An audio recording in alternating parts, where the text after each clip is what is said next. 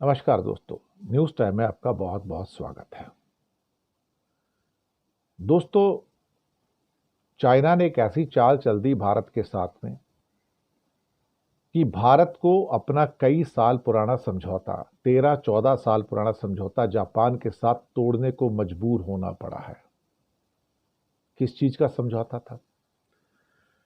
दरअसल भारत दुनिया का 5वां सबसे बड़ा रेयर अर्थ का मिनरल रखने वाला देश है, 5वां सबसे बड़ा।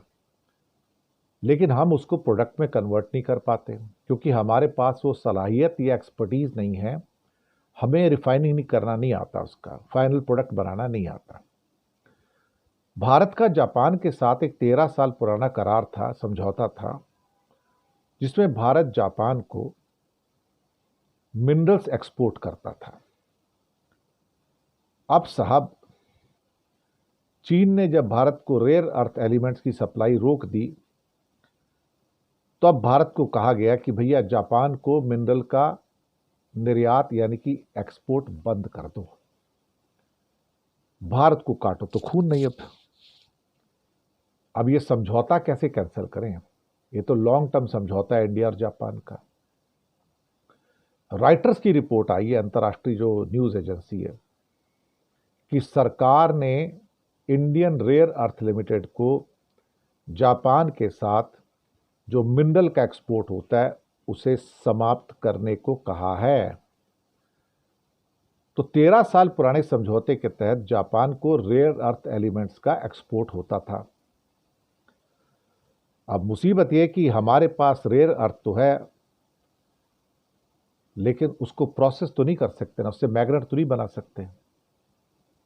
Indian Rare Earth Limited Bharat में अब रेयर अर्थ का प्रोसेसिंग करना चाहता है, लेकिन सब प्रोसेसिंग कहां से होगा? अगर हमको आता हो तभी करेंगे ना। और जो छोटी मोटी कैपेसिटी पैदा करनी होगी उसे 10 साल लगेंगे हमको। चाइना 70% पैदा करता है, 2,70,000 टन का उसने प्रोडक्शन किया 2024 में। 90% रिफाइनिंग कैपेसिटी उसके पास है, यानी कि बाकी दुनिया के पास सिर्फ 10% की रिफाइनिंग कैपेसिटी है सिर्फ। हमारे पास तो जीरो है। अब चीन ने भारत को इसका एक्सपोर्ट पूरा बंद कर दिया। अमेरिका ने थोड़ा मैनेज करवा लिया, जनरल मोटर्स, फोर्ड मोटर्स ने जैसे तैसे करके। हम तो मर गए उस चक्कर में। हमारी इंडस्ट्री तो बिल्कुल गर्त में चली गई। रिपोर्ट ये भी कहती कि पीयूष गोयल, जो कि कॉमर्स मिनिस्टर हैं, उनकी एक मीटिंग होती है ऑटोमोबाइल और बाकी लोगों से, और वो कहते हैं कि भाई मैं कुछ करता हूं, देखता हूं। लेकिन हालात कुछ ऐसे हो गए कि चाइना ने शर्त रख दी, जापान को मिनरल्स भेजना बंद करो वरना मैं तुमको रेयर अर्थ मैग्नेट्स नहीं दूंगा। और सुनने में आया कि भारत ने इसके ऊपर चाइना की शर्त मान ली और जापान को मिनरल्स बंद कर दिए या सस्पेंड कर दिया।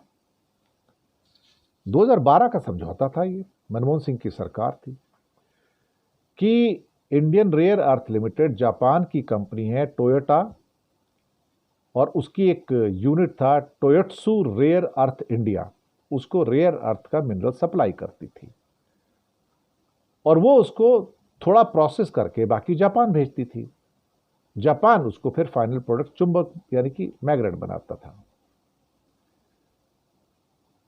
रिपोर्ट कहती है कि कस्टम विभाग के आंकड़ों के अनुसार 2024 में टोयोत्सु ने जापान को 1000 टन से ज्यादा रेयर अर्थ एलिमेंट भेजे। टोटल 2900 टन का एलिमेंट्स का यहां पे खनन किया, यानी कि 1/3 हिस्सा टोयोत्सु ने जापान को भेज दिया। हालांकि जापान अपनी जरूरत का सारा सामान अभी भी चीन से लेता है। अब जब टोयोत्सु से इस बारे में सवाल किए गए कि क्या भैया तुमको मिनरल देना बंद कर दिया क्या, तो उन्होंने कुछ भी कहने से इनकार कर दिया। अब चीन से सप्लाई में दिक्कत आई तो अब इंडियन रेयर अर्थ लिमिटेड एक किस्म से जो मिनरल्स जापान की कंपनियों को सप्लाई करते थे उसको रोक दिया। सुनने में आया कि भारत जापान की सप्लाई को पूरी तरह रोक नहीं पाएगा क्योंकि यह बायलेटरल सरकारी एग्रीमेंट है, और सरकार ने कहा कि हम इसको आपस में बैठ के सुलझाएंगे, हम जापान से बात करेंगे कि हम लोग बहुत मुश्किल में हैं और चीन हमारे ऊपर दबाव डाल रहा है। ये राइटर्स की रिपोर्ट कहती है। तो जब इतना दबाव डाल रहा है तो हमारे पास कोई रास्ता नहीं बचा, हम करें तो करें क्या अल्टीमेटली। सारी इंडस्ट्री में इंक्लूडिंग ऑटोमोबाइल खलबली है, हड़कंप मचा हुआ है।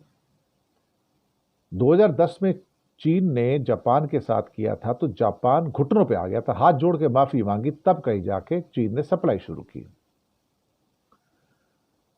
कहने को भारत के पास 5वां सबसे बड़ा रेयर अर्थ का भंडार है, 6.9 मिलियन टन हमारे पास मिनरल्स हैं, लेकिन हमें मैग्नेट बनाना ही नहीं आता, हमारे पास एक्सपर्टीज ही नहीं है, हमें कुछ आता जाता ही नहीं है।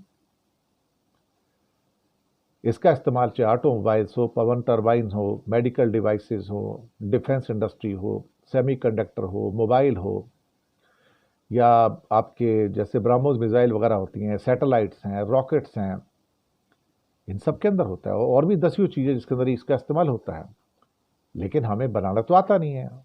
हालांकि इंडियन रेयर अर्थ ऑलमोस्ट 1950 के आसपास इसकी स्थापना हो गई थी, पंडित नेहरू ने इसकी स्थापना की थी, यानी कि पंडित नेहरू को पता था कि क्या इंपॉर्टेंस है इसकी।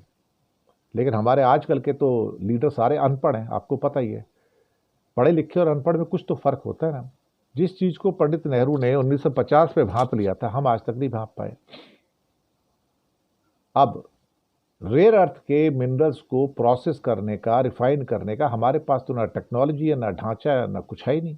हम क्या करें? हमारे पास सप्लाई चेन के अगर डेवलप करनी है तो एक्सपर्ट्स को भी ट्रेन करना पड़ेगा, सब कुछ करना पड़ेगा, 10 साल लगेंगे उसको कम से कम। तो 2035 तक हम थोड़ा बहुत अगर अपनी जरूरत का पूरा कर पाए तो कर पाए। 2050 में एक कंपनी बनी IREL, रेयर अर्थ लिमिटेड, और योजना ये थी कि 2026 तक 450 टन नियोडिमियम बना लेंगे, लेकिन ऐसा कुछ हुआ ही नहीं है, ना ही कुछ हुआ जा सका। अब PLI स्कीम आ रही है, पर PLI से क्या रेयर अर्थ थोड़ी बनता है साहब, या किसी को कुछ आता ही नहीं है। ना हमारे पास रेयर अर्थ के अच्छे इंजीनियर्स हैं, ना किसी को रिफाइनिंग का पता है, ना किसी को फाइनल प्रोडक्ट का पता है, कुछ भी नहीं पता है यहाँ पर तो किसी को। और फिर चाइना से लंबे टाइम तक सारे कंट्रीज को माल मिल रहा था, तो सारे के सारे चुप होकर बैठ गए, किसी को इस बात का एहसास ही नहीं हुआ कि यार हमें भी कोशिश करनी चाहिए। किसी दिन ऐसा होगा कि चाइना सबकी बाह मरोड़ेगा और सब उसके सामने नाचते नजर आएंगे। अमेरिका नाच रहा है, बल्कि हम तो, हमारी तो बात ही क्या है, पूरा यूरोप नाच रहा है, जापान नाच रहा है, तो सब लोग चीन की चाल में फंसे, इसमें तो कोई शक वाली बात है ही नहीं। देखते आगे क्या होता है, लेकिन फिलहाल जापान के साथ इंडिया 13 साल पुराना एग्रीमेंट तोड़ता हुआ नजर आ रहा है। मुझे लगता है ये भी उचित नहीं है। शुक्रिया आपका।